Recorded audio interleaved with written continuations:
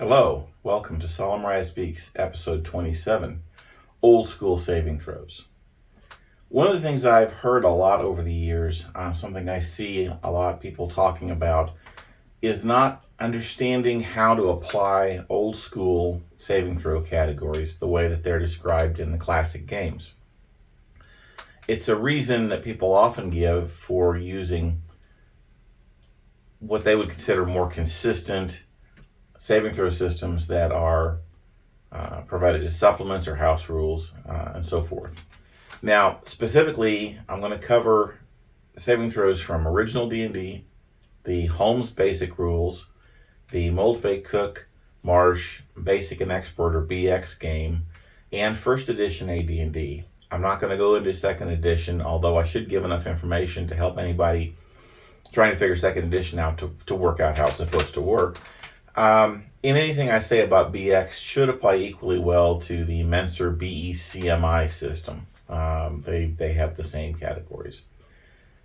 I'm going to show you sections from the books, or the pages from the books, and I'm going to talk about the categories and how you apply them. That's what this video is all about. Let's start with original D&D.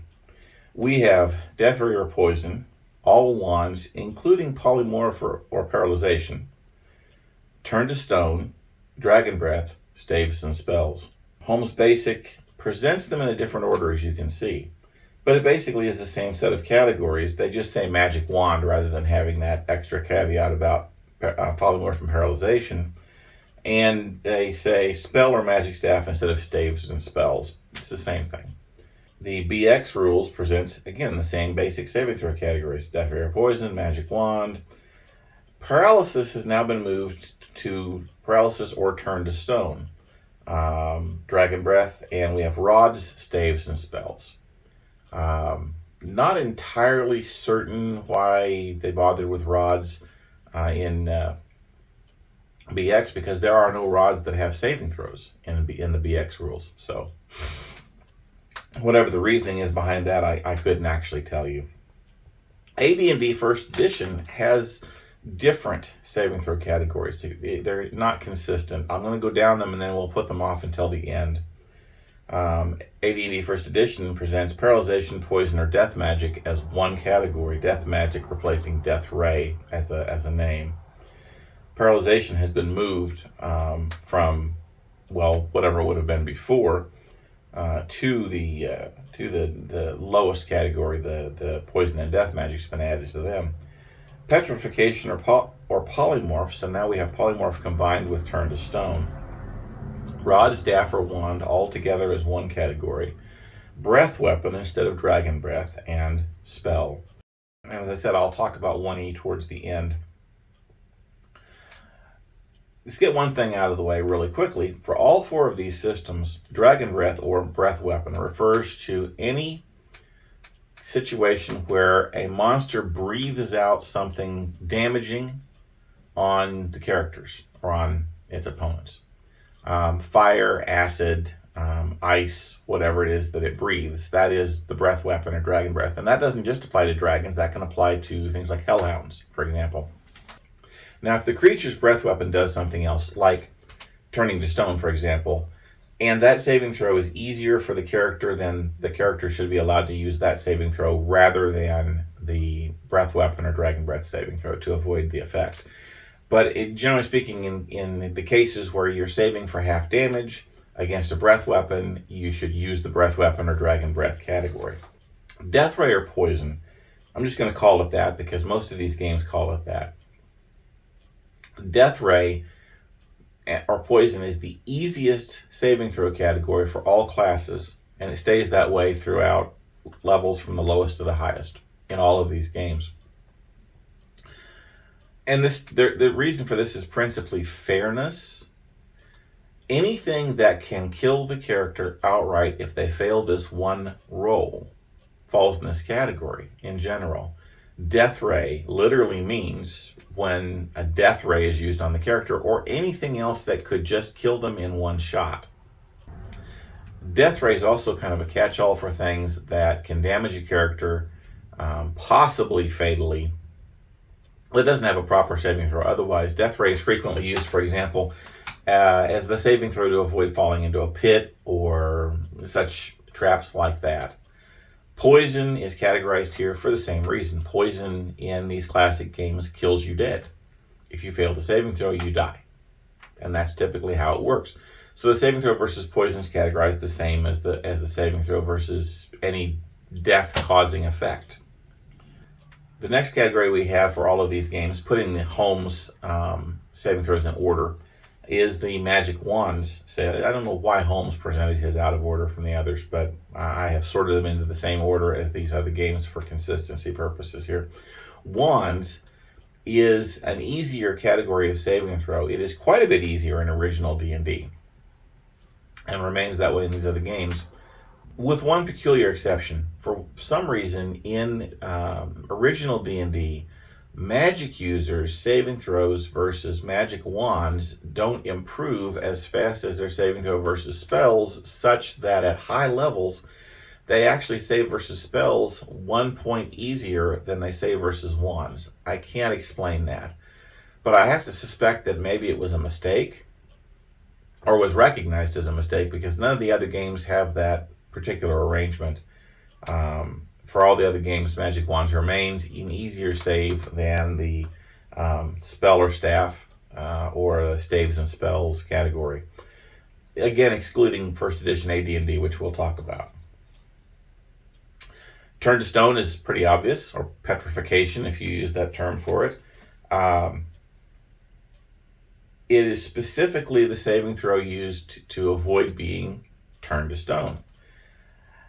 This is probably why petrification and polymorph were classified together in first edition AD&D. I don't know why it was not done that way anyplace else. Paralysis and turn to stone are categorized together in BX, and this is not the case in original D&D or Holmes. So this was a change made by Tom Moldvay for his basic rules. I, again, can't comment on why he chose to do that, except that both paralysis and turn to stone makes your character stop. It's the difference being that paralyzation doesn't last that long. Turn to stone lasts until somebody comes along with the right spell to fix you. So I can't explain why that is. For all of these games except first edition AD&D, staves and spells are the same category, the same saving throw, implying that magic from a staff is as good as magic from a magic user and better than magic from a wand. In first edition AD&D, we have, I'm going to talk about this now, paralyzation, poison, and death magic together, which makes paralyzation an easy saving throw. This actually makes sense if you think about it from the fairness standpoint, remembering that poison and death magic kill you dead. Paralyzation doesn't necessarily kill you dead, but a whole group of characters are paralyzed by some monster, by a carrion crawler, for example, are dead, because at that point they're all helpless and can be easily slain by any opponent that comes along that actually wants to slay them. So therefore that category was made easier. And again, I commented on petrification and polymorph being together as saving throws against things that change your form. Now, for some reason or another, Gygax chose to put rod, staff, and wand together in a category. The rod, staff, and wand saving throw is 1 point better than the spell save for all classes, for all levels, looking at the table. 1 point. It's not a huge difference, but it is different. It's a little bit easier to save versus a rod, staff, or wand than it is against a magic user's spell. So that's how they're categorized. How do you use them? First of all, if you're playing published adventures, if you're playing any published adventure from back in the day, they will generally tell you what saving throw to use. So first of all, just do what the book says. Even if the saving throw doesn't make sense, you are fine to go ahead and use it that way. Or being the game master, being the dungeon master, you can change whatever you want. Use whatever save makes you happy. If the saving throw required against something is not given in the adventure, the next thing to do is simply apply whatever category seems appropriate. If the player characters are being attacked by any kind of an effect that has the effect of killing the character immediately if they fail to save, or the same as killing them immediately, like I said with paralyzation for first edition AD&D. You could categorize it that way if you want to. Use the saving throw that seems appropriate to the effect if the adventure doesn't tell you what to use. If characters are attacked by some random spell being projected by a device, it would be reasonable to choose to use the wands or the rod, staff, or wand category if you're in first edition AD&D. It'd be appropriate to use that for the saving throw rather than spells, since it's being cast by a device. If you decide the magic is as powerful as a staff in the basic, original or basic games, then yeah, you use the staves and spells category. But you could decide, again, whatever works for you in the sense here. The important thing to remember looking at these tables is that in general, and ignoring Holmes, which put them out of order for some reason, in general, the saving throws get harder as you move from left to right. Use the most specific save that matches the effect being saved against. Or use the best one for the character if there's more than one that seems appropriate. You should always use the best save for the character if more than one seems appropriate, unless the published adventure tells you otherwise. And of course, you can always use your judgment as the dungeon master. This means that your characters make a lot of saving throws versus death ray or poison. This shouldn't be surprising. If they're making a lot of saving throws versus breath weapon, they're doing some pretty dangerous stuff. And again, turn to stone, the same thing. You just have to choose the saving throw that seems appropriate based on the category. The biggest complication I see here is the AD&D question, because AD&D does present different saving throws than the other games do. So you have to make your own decision as to what is appropriate for saving throws for AD&D. But again, remember that the saving throws tend to get harder as they go from left to right. Remember that you should use the most specific category that fits if you're not told otherwise. And you should not have difficulty in figuring out how to apply the saving throws. I hope this has helped. I will mention at this point that these questions are appropriate to OSR games as well. Any OSR game that presents traditional style saving throws like this, old school saving throws, should be treated the same way. Use the most specific category that's appropriate, if not told otherwise. Remember that in general, those games are also going to present the saving throws progressing in difficulty from easiest to hardest. And make whatever decision seems appropriate.